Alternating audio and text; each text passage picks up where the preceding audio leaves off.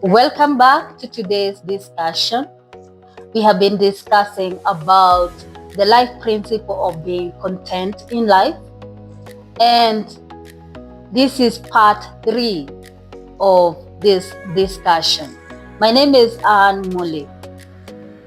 So today we'll be looking at a biblical story that highlights the importance of being content in life.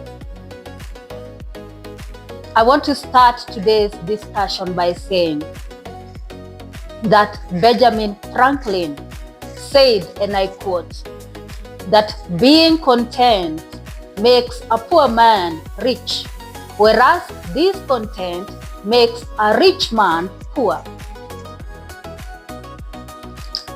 So the story that I'll be discussing today is in 1 Kings chapter 21, and it is the story of King Ahab and his neighbor Naboth and his vineyard. So in this chapter we see that King Ahab was the king over the land of Israel, and he had a neighbor called Naboth, and Naboth had a beautiful vineyard. He had a beautiful garden that was right next to the palace. And King Ahab took note of it, and he admired it, and he envied it. And so King Ahab sought to acquire that piece of land and the vineyard by exchanging it for either money or another piece of land. So King Ahab approached his neighbor Naboth, and he expressed his intentions. But Naboth valued and treasured his vineyard because it was an inheritance from his ancestors, and he refused to exchange it for anything. He declined the king's offer. And so we are told that King Ahab went back home a very unhappy man. We are told that he even refused to eat. And when his wife Jezebel heard of what had transpired, he hatched a plan to kill Naboth over false accusations. And we are told that indeed Naboth was killed. And immediately Naboth was killed, we are told that Jezebel urged his husband, King Ahab, to go and take possession of Naboth's vineyard because Naboth was not there anymore.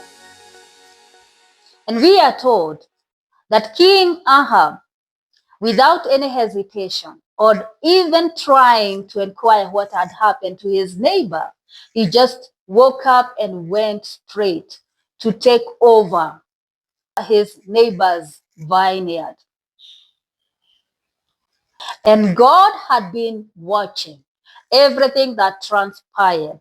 And we are told that God immediately sent Prophet Elijah to go and pronounce judgment over King Ahab and his family.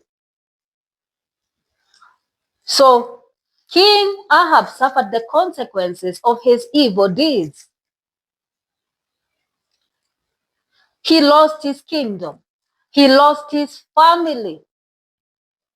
And he suffered a lifetime curse for himself and his family and descendants.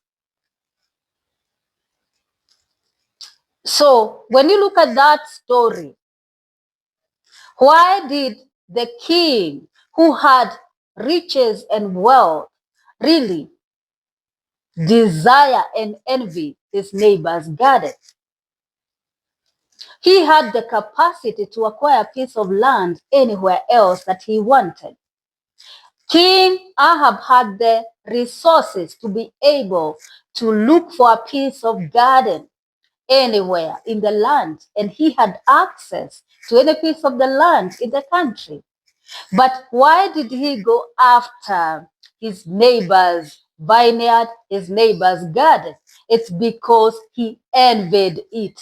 So he was driven by selfishness, greed, and envy. And he used a crooked method to acquire his neighbor's property. He stole his neighbor's property. He murdered in the name of trying to acquire and possess that which was not his.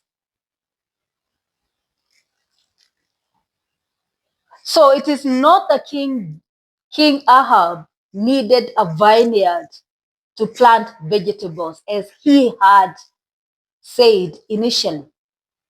He was just envious. And so it's very, very important, therefore, to be content with that which we have, where we are at in our lives, and we appreciate what we have, and we allow others also to be different from us and to have nice things as well, right? Without having to envy them, without having to be jealous over them. If this discussion has been of help to you, remember to like, subscribe, and share. And also remember to send us your comments. Thank you very much for watching. Hope to see you in the next video.